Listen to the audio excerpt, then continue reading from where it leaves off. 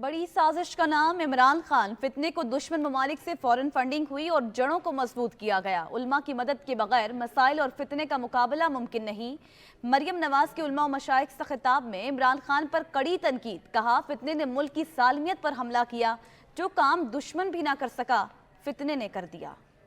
یہ ایک بہت بڑی سازش ہے پاکستان کے خلاف، جس سازش کا چہرہ یہ فتنہ ہے جس کا نام عمران خان ہے۔ جرم آپ نے ملٹری انسٹالیشنز پہ آپ نے اٹیک کر کے کیا۔ پاکستان کی تاریخ میں سوائے دہشت گرد تنظیموں کے تخریب کاروں کی اس قسم کی جو بدنامی اور ذلت ہے وہ سوائے عمران خان اور پی ٹی آئی کے کسی کے حصے میں نہیں۔ مجھے آج کوئی سیاسی جماعت بتا دیں جس نے وہ کام کیا ہو جو 9 مئی کو عمران خان نے کیا۔ کوئی مثال ہے پچھلے 76 سالوں میں؟ شہداء کی یادگاریں جلائی گئیں، ان کی تصویریں جلائی گئیں۔ شہداء کسی فوج کے نہیں ہوتے، شہداء قوم کے ہوتے۔ انہوں نے فوج کے لیے جان نہیں دی ہوتی، انہوں نے قوم کے لیے جان دی ہوتی ہے، انہوں نے اس ملک کی سرحدوں کے لیے جان دی ہوتی ہے جس ملک میں یہ 23 کروڑ عوام رہتی ہے۔